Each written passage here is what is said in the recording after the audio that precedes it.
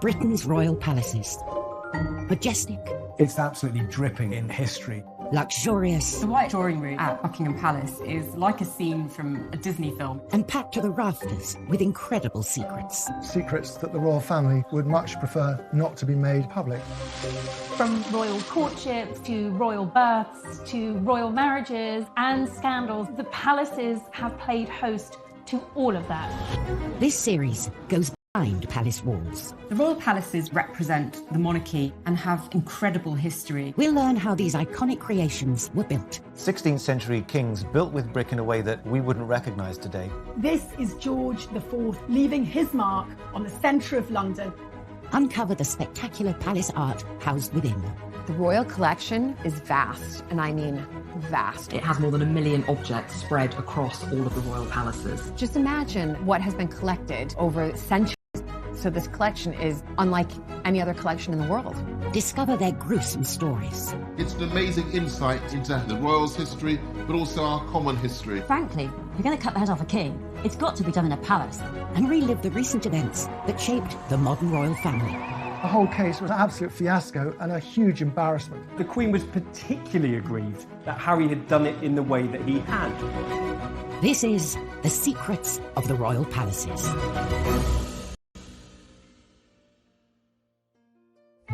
This time, we reveal the troubles behind the tribute to one of Kensington Palace's most famous residents. The sculptor has to please every single one of Princess Diana's billions of fans, but also 2 royal princes who are very used to having things done their own way. The epic story behind Windsor Castle's origins as we uncover its ancient kitchen secrets. The food that was made there has fed all kinds of illustrious figures from history. We discover hidden treasures inside a palace within a palace. I mean, this dollhouse, you actually wish that you were miniature so you could go live in it.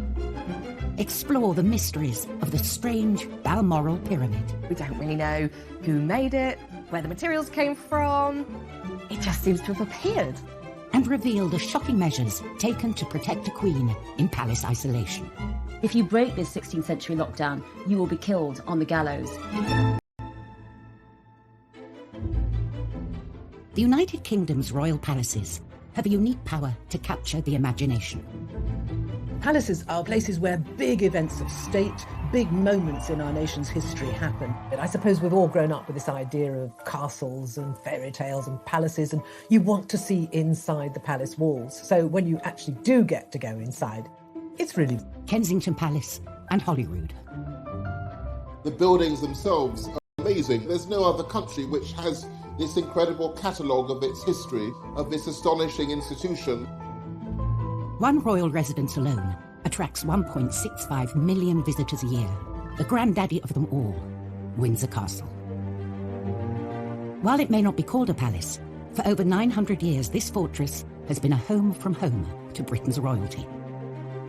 Windsor Castle is the largest occupied castle on the planet. I think it's just the most astonishing physical edifice, the way it sits in the landscape, the way it rises up the hill. This vast royal home comprises 951 rooms, including 225 bedrooms, and covers some 13 acres. And its look is straight out of a picture book. It's like when you grow up and you dream of castles, you can't help but think of Windsor Castle. Windsor's fairy tale look is thanks to a monarch obsessed with myths and legends, Edward III, who came to the throne in 1327. Edward modelled himself on the once and future King Arthur. We know him as a myth, but to those in the Middle Ages, he was very real. Basically, everyone thought that Windsor had been anciently founded by King Arthur, and Edward tried to capitalise on that by making it the centre of knightlyhood, of chivalry. But Windsor Castle had been neglected by the previous reign and was no Camelot. What Edward III inherited was partly burned out, it was partly in decaying, and it was badly planned. Edward set about transforming Windsor into a palace fortress on a monumental scale. But finding a workforce to build it wouldn't be easy. England was emerging from the grip of the bubonic plague. The Black Death wreaks havoc. It wipes out a third of British population, a third. Let's just bear that in mind, what that actually means. It means it's extraordinarily hard on a practical level for the king to get workers to Windsor. And so he sends out sheriffs to round up talented masons and carpenters, all to come back to Windsor to work on making his castle bigger and better. From 1359, a chronicler says that almost all of the carpenters and masons in England were working on this site. He spent £44,000 creating the basis of a revolutionary palace which had an enormous facade uniting a hall and chapel into something altogether more monumental than had gone before. By 1365, the building works were complete, standing tall at a cost of 22. By the end of his reign, he transformed Windsor into a new type of palace. It was no longer merely a castle with lodgings, it was a palace. And the upper ward had become part of a super fortress with a monumental palace at the heart of it. Every subsequent monarch has some relationship back to Windsor. It is that story of continuity after Edward III's rebuilding which makes it so remarkable. Windsor, the oldest and largest inhabited castle in the world, is still home to around 150 people. Another palace, Kensington, accommodates so many royals, both major and minor, that its family nickname is the Aunt Keep. One of Kensington's most famous and best-loved residents could soon be immortalised here.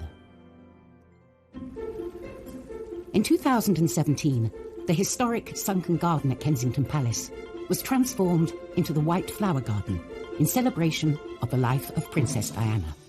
We know that Diana was a huge fan of the gardens at Kensington Palace and would stop by after her morning jog to speak to the gardeners, particularly in the sunken garden. For Princes William and Harry, it's a special place too. William and Harry have got bittersweet memories of Kensington Palace. They loved living there with Princess Diana. She really made an effort into making it a home. And it was incredibly touching to see that Harry and Meghan chose to announce their engagement in that exact spot, a nod to Diana and her being part of their celebration. 20 years after her death sparked national mourning and a sea of flowers outside Kensington Palace, William and Harry commissioned a statue of Diana to cement her legacy, an honour almost exclusively reserved for kings and queens. At Kensington Palace, there's a lovely statue of Queen Victoria in her coronation robes, but amazingly enough, it's made in marble by Queen Victoria's daughter, Princess Louise. So if Diana does emerge there as a statue, she'll be in very distinguished company. Creating a fitting tribute to Princess Diana can be tricky to get right, as previous attempts demonstrate.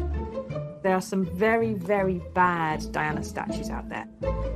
They haven't really captured Princess Diana as I think the family would want her to be captured. Whether they're made from marble or marzipan, from the sublime to the ridiculous. There's a whole army of Diana statues in China. And who can forget the incredibly tasteless half-naked one that used to be in Harrods at the bottom of the stairs, barefoot with her and Dodie Fayed both releasing a bird into who knows what. Trusted not to add to this list, renowned sculptor Ian Rank-Broadley was given the commission because his design of the Queen adorned every British corner. So he is aware of how to tread the line between an authentic, genuine representation of someone and perhaps slightly flattering a royal ego or two. He's renowned for making very lifelike effigies of people, often naked, but that probably wouldn't be happening in Diana's case.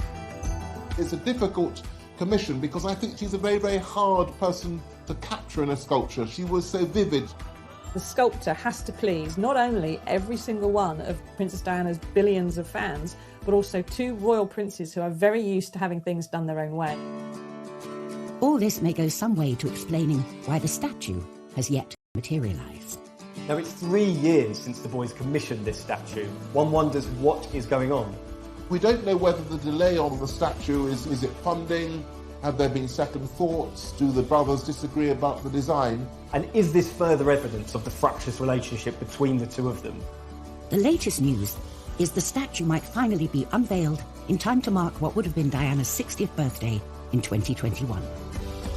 She was arguably one of the most famous people ever to live at Kensington Kensington Palace, so I think it makes complete sense that you would honour her with a statue in the place that was her home.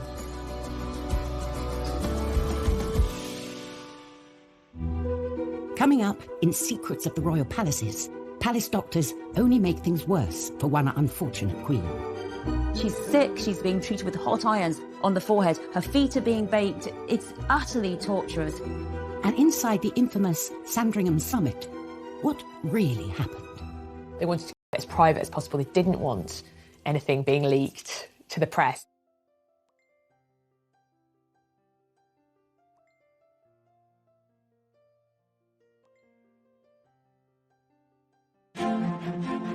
Britain's famous royal palaces, from Buckingham Palace to Holyrood, are homes, workplaces and living monuments. The royal palaces really help represent the monarchy and the stability and longevity. You have centuries of tradition, priceless artefacts, and I think we're very lucky to have them. Windsor Castle has been home to 40 monarchs and has stood for almost 1,000 years. In 1992, a devastating fire broke out, burning for 15 hours and tearing through 115 rooms. Out of the ashes came extraordinary architectural discoveries. In the Great Kitchen, a 19th century plaster and wood ceiling went up in. The archaeologists moved in and used dendrochronology, the science of dating timbers by their tree rings for the years of growth. They revealed something quite extraordinary, that this, in fact, was mostly original to Edward III's building. It had been there for 650 years, and all of the thousands of meals that had been prepared from then until now had been spanned by this astonishing structure. As the kitchen was restored, this medieval wooden roof was allowed to shine through. It's so impressive as a piece of engineering. It had to span a building 80 feet long by 26 feet wide, the equivalent of a great hall in most major medieval houses. It's a very innovative type of construction which allowed the central section to be lifted to let light in and soak out. This discovery makes this one of the oldest working kitchens in the world. Quite amazing that centuries and centuries of cooking have taken place there, and of course the food that was made there has fed all kinds of great illustrious figures from history. The kitchens in a castle, in a royal palace, are the beating heart of that palace.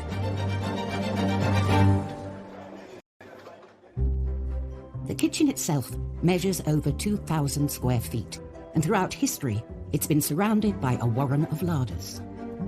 The Great Kitchen was supported by the early 16th century up to around 19 kitchen offices. And these included things like the spicery, where you knew where things like cloves were, and saffron and cinnamon, if you could get it. And there were words strange to us today, like acatree, which is a place where you store hunted goods, where you'd hang birds, rabbits, for example. All of these had to have different conditions for their storage and preparation, but they had to combine in such a way that the kitchen was a well-oiled engine for the delivery of food. Today's kitchen reveals snippets of its long history, from its medieval roof to the copper pots dating back to the reign of George IV 200 years ago. And as it has done throughout history, it is still preparing banquets to be served in the nearby St. George's Hall. I don't think we can underestimate just how incredible, really, it is to know that these kitchens, which are still so relevant today, this idea of the royal family evolving with us and that journey through food being witnessed over a period of centuries. So staggering stuff. The Windsor Castle kitchens catered for the fairy tale wedding of Harry and Meghan, serving seasonal British food to 600 guests. The honeymoon, though, did not last long before rumours Sandringham was the venue for talks that would decide the future of the monarchy.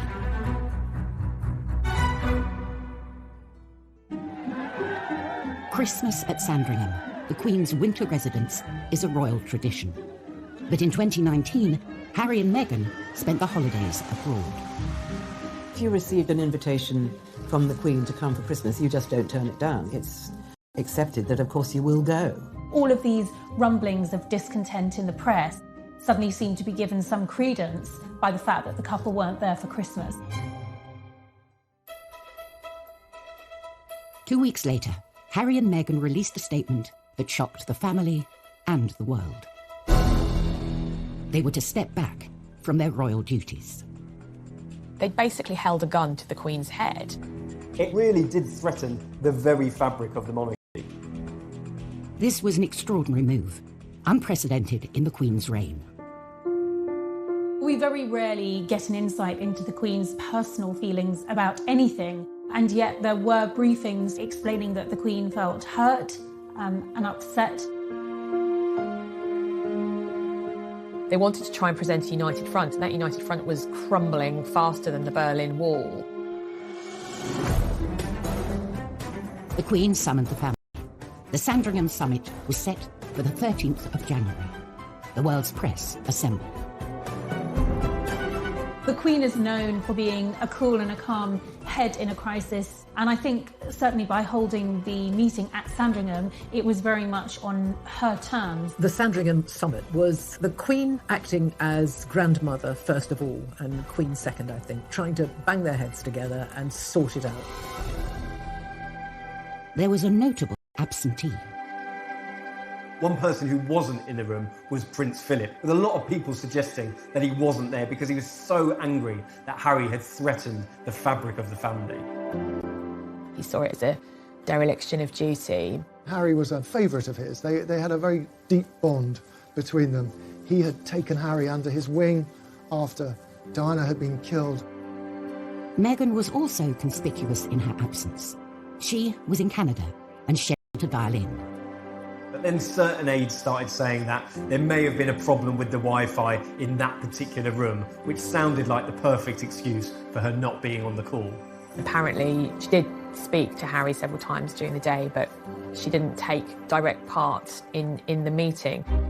The Queen wanted absolute privacy and chose the secluded Long Library, the location of her first televised Christmas address. Only a handful of key right-hand men and women. In fact, Harry had 2 private secretaries with him. Household staff, though, were banished. The Queen apparently instructed all of her staff to kind of keep to the other side of the house. They wanted to keep it as private as possible. They didn't want anything being leaked to the press. The summit was scheduled for 2 p.m, in between 2 other key events, lunch and afternoon tea. The Queen was acutely aware that tensions were running high. The Queen always pauses for tea at 5 o'clock, and I think it was probably quite a clever way of making sure that the meeting couldn't actually run over. Nothing stops the Queen from taking tea and her cucumber sandwiches. At last, the stage was set for talks to begin. I think the atmosphere was really quite tense. There had been a lot of discord, frayed tempers, high emotions. The Queen acted as proverbial peacemaker, really. William and Harry weren't speaking to each other. Well, they had to that day. She really was trying to find a way of accommodating what Meghan and Harry wanted. Harry said, well, we want to move to North America, but we want to keep all our charities and patronages and everything going here. And the Queen's senior advisors said, no, you can't have one foot in the royal family and one foot outside the royal family. That is not going to work. You have to decide. And so with some regret, Harry said, well, okay, we'll go then.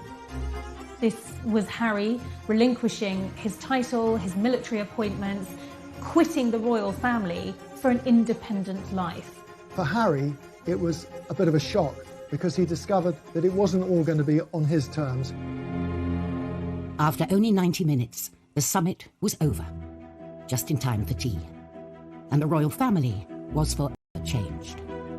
I know that the Queen was very saddened by the fact that they wanted out and they couldn't make it work to remain within the family. I'm sure William was devastated because he was saying goodbye to his brother, you know, his pal. It must have been utterly devastating. But Harry, I guess, had to do what he had to do. The Sandringham Summit was probably one of the important meetings to have happened in the royal family.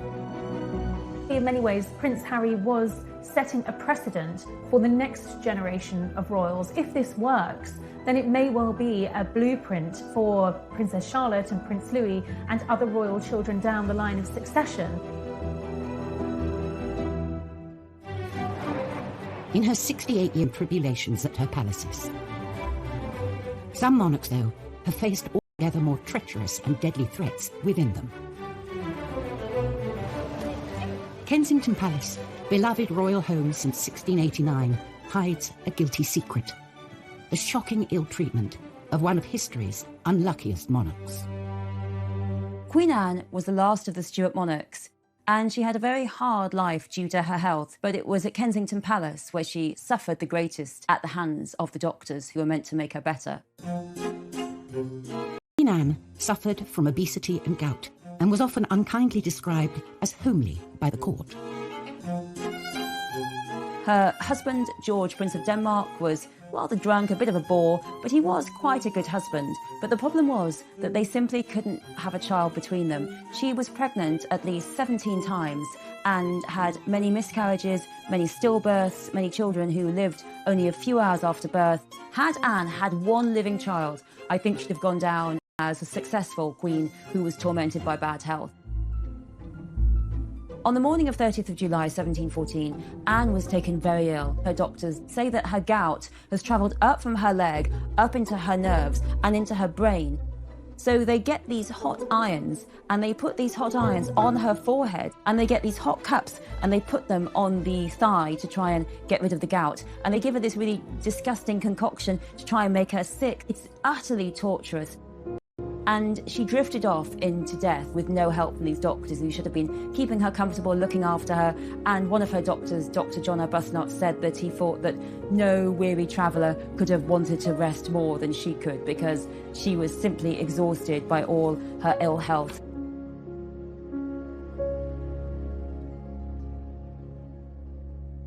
Coming up on Secrets of the Royal Palaces, we reveal the luxuries inside the world's tiniest palace.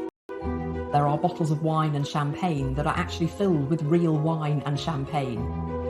So just in terms of the miniature wine collection, it's probably worth a fortune. And the incredible story behind grieving Queen Victoria's monument to her lost love. To put the whole of Albert in gold was very extravagant and somewhat controversial.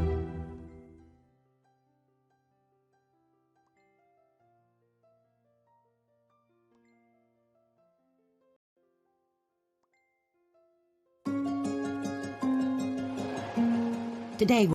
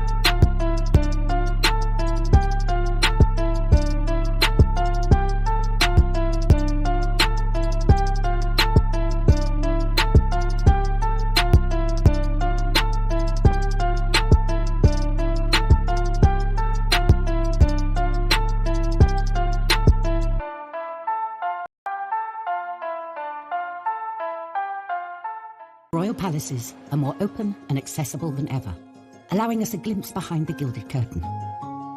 And every artifact tells a story. There are more than 1 million pieces in the royal collection. It's the largest private art collection in the world. It encapsulates the history of our nation and of the monarchy.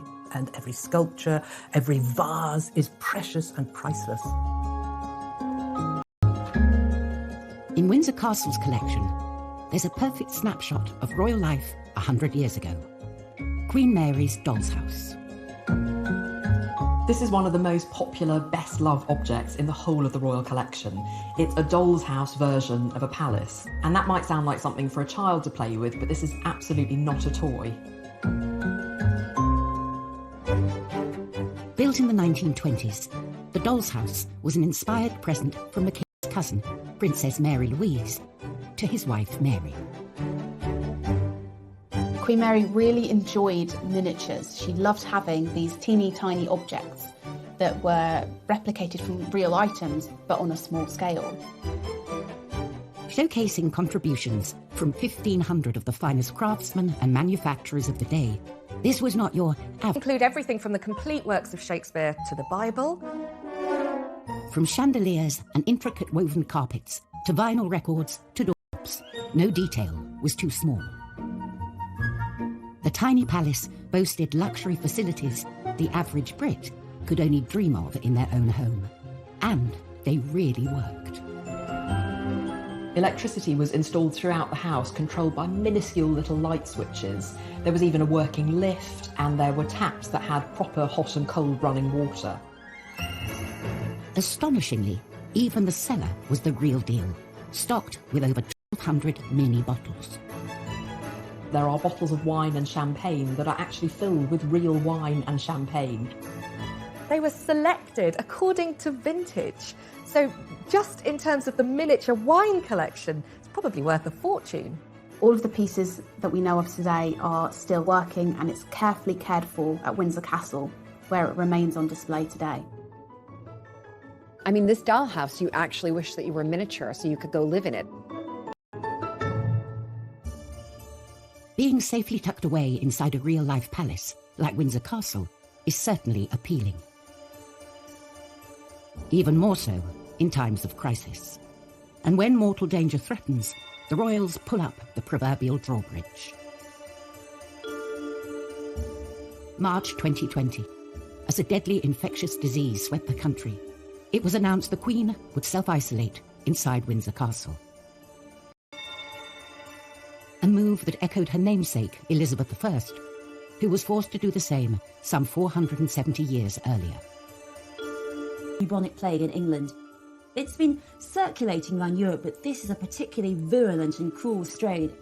Elizabeth has only just recovered from smallpox, and now there's a possibility that she could die of plague. It's a brutal, miserable death. London is seen as the eye of the storm.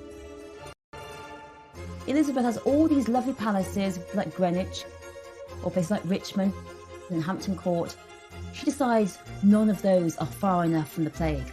Elizabeth flees to Windsor Castle, and every attempt is made to protect her there. They set up a gallows in Windsor. And that gallows is for any Londoner who tries to flee from London and go to Windsor, because they are thought to be carrying the plague.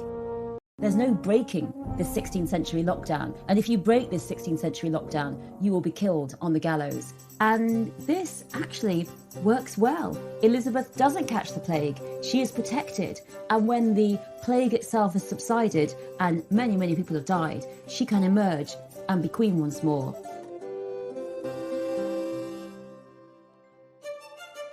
One famous monarch who lived and entertained at Windsor Castle was Queen Victoria.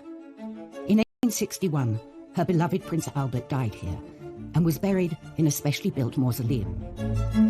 It was not Victoria's only memorial to him. A stone's throw from Kensington Palace, Victoria's childhood home, is a gleaming golden giant. It's very bright and golden and slightly gaudy. A monument to Victoria's love for her lost husband. The Albert Memorial is Britain's Taj Mahal. In the autumn of 1861, Prince Albert was diagnosed with typhoid and he died just a few days later. He was only 42, and of course Victoria was completely devastated. Thought soon turned to providing a suitable tribute for Albert. Apparently, Prince Albert left instructions that there should be no memorials to him whatsoever. So Queen Victoria obviously ignored that. This memorial would be far from humble. The Queen gave the commission to star architect of the day, George Gilbert Scott. George Gilbert Scott was a pioneer of the neo-Gothic movement. It was a really radical period of architecture and art, looking to the medieval past, to vaults and arches and those sorts of colours and sensations that you get inside a great cathedral. And his vision for Albert's memorial spared no expense. His plan was to build a sort of, and it would have these enormous granite steps leading up to a massive oversized sculpture of Prince Albert. This vision did not come cheap, and a major chunk of Scott's budget went on some serious bling. With all the sculptures, you might see gold gilding used on the face, but to put the whole of Albert in gold, to have him completely gilded, was very extravagant and somewhat controversial, but Victoria loved it. Everything about the memorial coming together was supposed to show Albert as cultured, as visionary. He's sat there holding the plans to the 1851 Great Exhibition, which he himself helped to organise and put together. The memorial would be surrounded by imposing sculptures, celebrating his passion for the British industrial age and the rapid expansion of empire. On each corner, you have the 4 continents. You have Asia, Europe, America, Africa. Then you have monuments to really the things that Britain were founded upon: manufacturing, commerce, agriculture, and engineering. One of the most interesting things, I think, about the memorial is actually what lies underneath. There are 868 brick arches, which look like a sort of catacomb in a honeycomb shape. It's a complete feat of engineering, and it supports this enormous set of granite steps above. The Albert Memorial took 10 years to complete and was finally unveiled in 1872. Coming in at the eye-popping cost of £120,000, around £14 million today, paid for by the government and public fundraising. It's a really hugely ambitious memorial. It's about a vision outwards and forwards. But I love the fact that it's also, on another level, a really intimate gesture of the deep love and the lovesickness of Victoria after Albert's death. Still to come on Secrets of the Royal Palaces, the other Albert Memorial, we discover the mysterious Balmoral Pyramid. It is really not what you would expect to see in the middle of the Scottish Highlands. And we reveal the secret structures of the chapel at Windsor Castle. There are no mistakes in this building. There's absolute refinement in the way that the bases of the columns produce shafts that rise through the architecture, around the vaults, and then back again.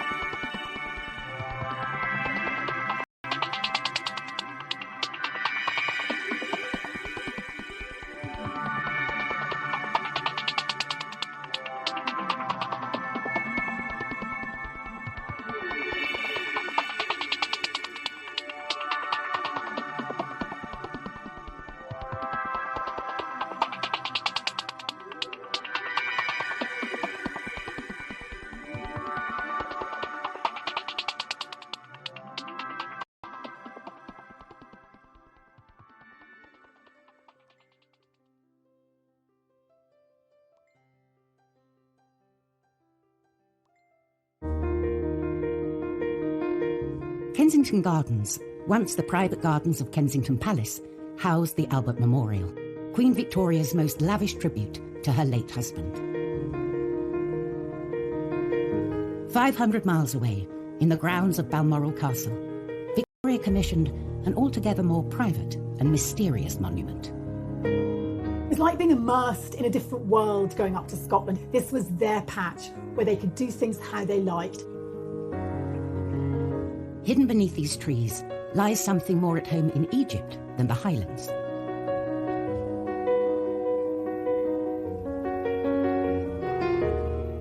A stone pyramid, so strange and so puzzling, it still raises questions today.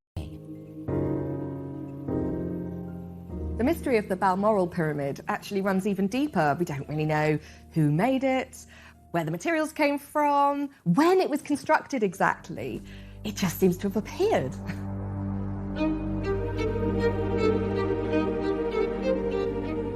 It's a pyramid of rough-hewn stone built into the ground.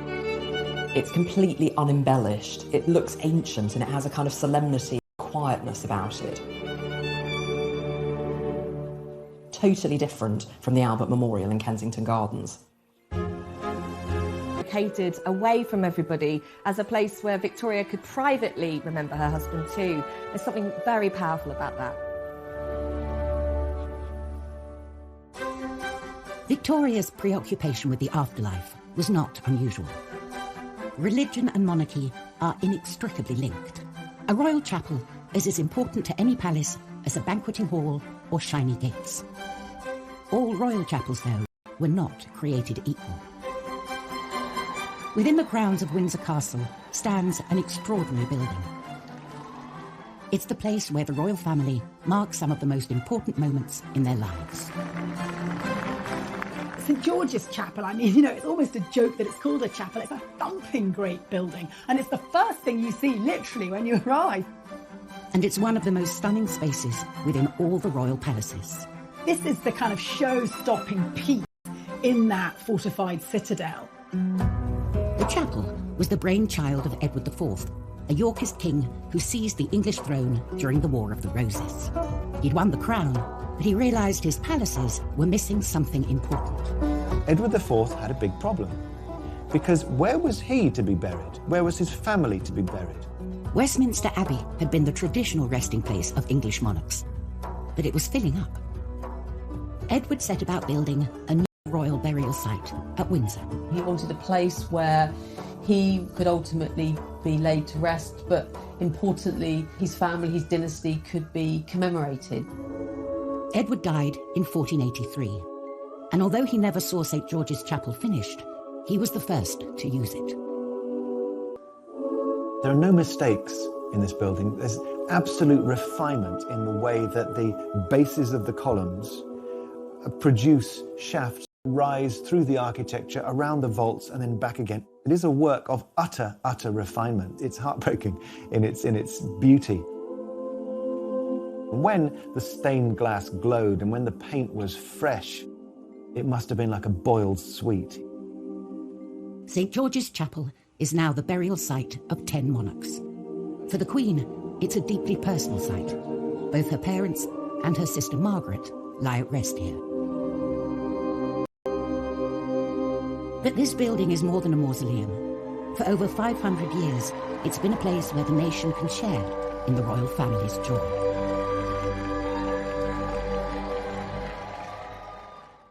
Next time, an undercover journalist infiltrates Buckingham Palace. He even served the Queen and the Duke of Edinburgh their breakfast. Royal emotions run high in a family feud over Sandringham. The Queen Mother was horrified that a house that she loved might be threatened with demolition. And we uncover Windsor's own Da Vinci Code. Can you imagine the changes that might have come about had we discovered them earlier?